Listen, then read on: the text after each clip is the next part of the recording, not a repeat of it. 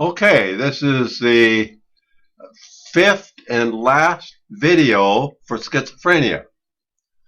I hope that you folks have 14A, which you've responded to and formed.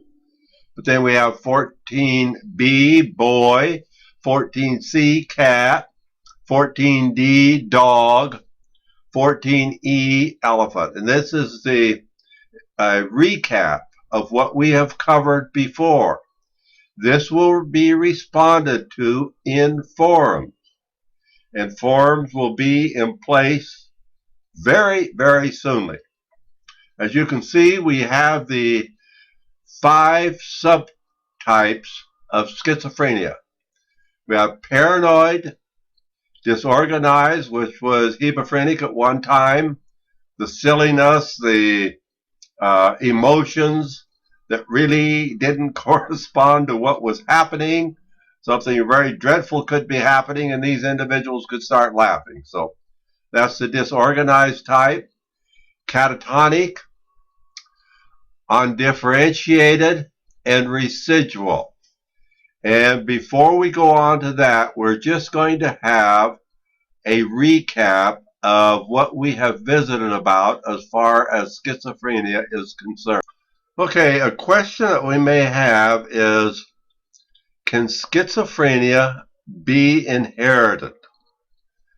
Now, there are some individuals that say that there is a genetic link. And, if they say that, that's fine. I don't know whether a genetic link has been found. But I will say this. The propensity, the possibility, the conditions for individuals to inherit the conditions of, that I mentioned, the conditions of the beginning of schizophrenia, if the environment is right, are probably in place. And they very well could be in place during fetal development. They very well could be in place, and they would be in place with fetal development through perinatal period. And so we want to remember that it's all in place. Scientists have not found one gene that backs up this propensity. But what scientists have found is that there are several genes. So, can schizophrenia be inherited? Probably, without making a blank statement, probably not. Can the propensity for schizophrenia be inherited? Definitely. And it could go into generations. There could be generational differences, but the propensity can be inherited. Is it one factor, just the inherited factor? No, it can be the inherited and the environmental factor. So taking what we have stated, in the brain of a schizophrenic, there is a difference from that of a normal brain. First of all, in the gray matter, which we have talked about, which has some connections to perception or the 5 senses, the sensation that an individual experiences, which are taken in through the 5 senses. Well, this also, and like I stated, I didn't hear any connection here, but I would surmise that from the gray matter having an effect, which is lessened incidentally in a schizophrenic, but from the gray matter having lessened, being associated with the 5 senses, it could contribute to hallucinations. This point I want to make clear that this has not been proven. It has not even been mentioned. It's just part of what I have a very strong feeling about. Okay, so we've talked about situations in the brain is different. The ventricles, which holds our spinal fluids, cerebral spinal fluids, are larger in a schizophrenic, making less brain area. Now, having said this, this may not be the same for all individuals having schizophrenia. There could be other factors involved in this. But the best that we know right now, by we I'm meaning the scientific world, and probably the scientific world wouldn't want to include me in their world anyway, but as near as we can tell, it takes the interaction of a prior condition, a propensity with the environment, which can lead to schizophrenia. And that is why it usually we have a start of an onset, maybe, late childhood, maybe in the teens, but mostly in the early 20s. Another point to make at this time is that schizophrenia probably are never really cured, but it can be managed, controlled, and schizophrenia can go into remission. Now, when I say controlled, I mean some of these individuals function well enough that they can go out in society, and as a rule, many times, people cannot really tell that there is a concern there. Where some of these individuals have a difficult time with managing the routine aspects of life. And we're going to go through the different types and look at the different types that may have a greater problem. Therefore, and the text talks about token economy, and a token economy is some type of a reward or a reinforcement. Maybe some people would like to have a positive or negative reinforcement instead of a reward for those individuals that behave and act in a certain way. That is where a case manager will come in and will work with the schizophrenic. Okay, these are some overall generalizations. Now, looking at the 5 subtypes, this is a possibility also that a schizophrenic might start out with one subtype, and then as it progresses, change into another subtype. As it progresses and as time lapses, individuals can go from one subtype to another. Now, the first subtype that we have is the paranoid individual.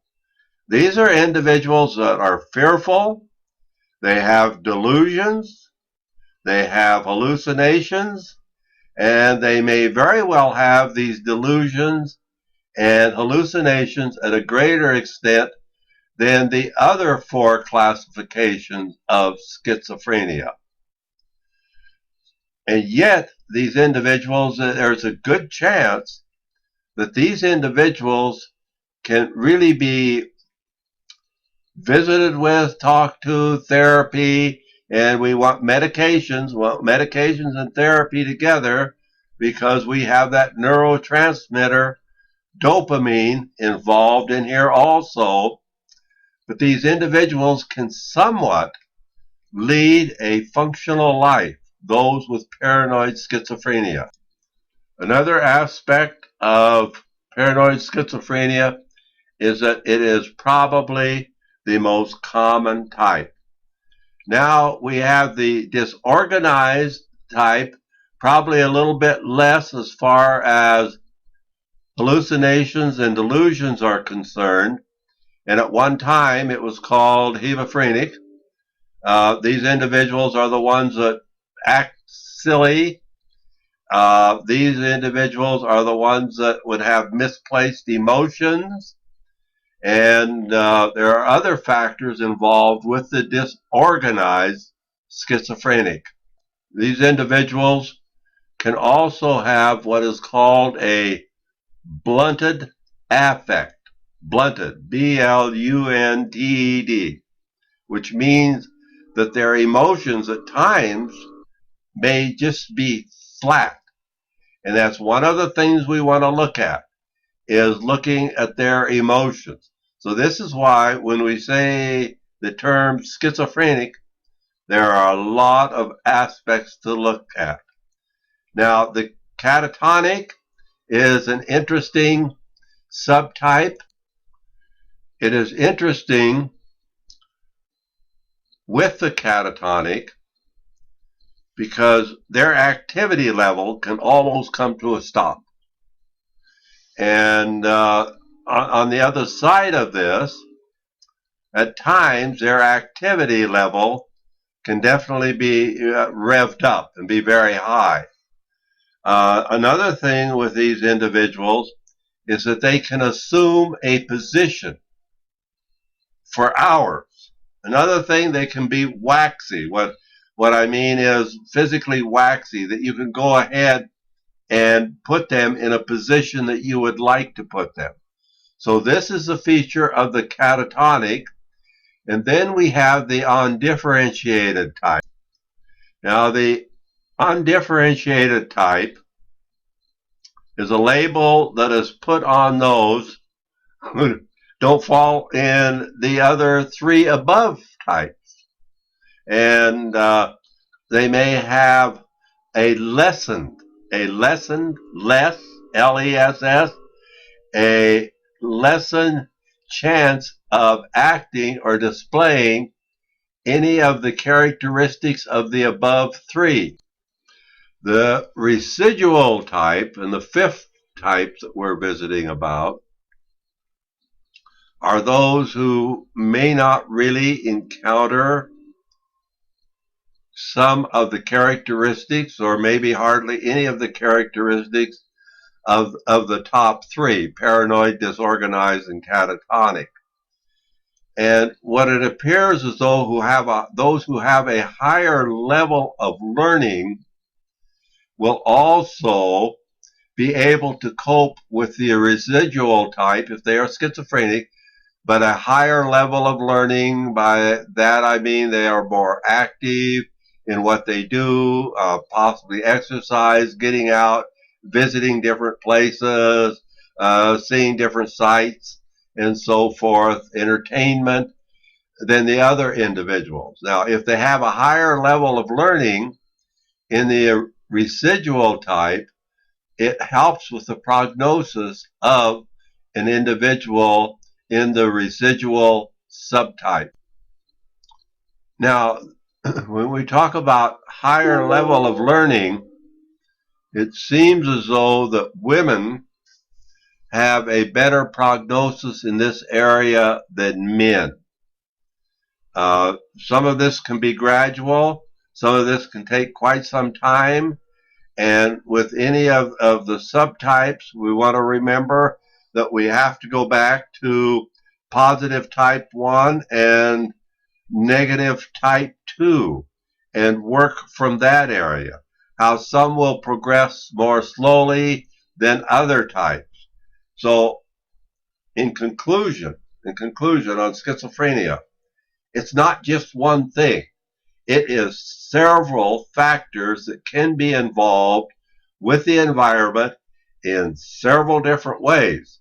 So if you hear about an individual that has schizophrenia and now they appear to be okay, that's probably true. If you hear about an individual that has schizophrenia and they've had it for a number of years, 20 or 30 or years, and they haven't gotten any better, that's true also. So we have a lot of factors involved with schizophrenia. So what we're looking at was, when we say schizophrenia, there are a lot of factors to consider in visiting with schizophrenia. Now, basically, this is going to go on to forums, and that is where you will complete your assignment, and there will be a forums Mars place for you to complete your assignment.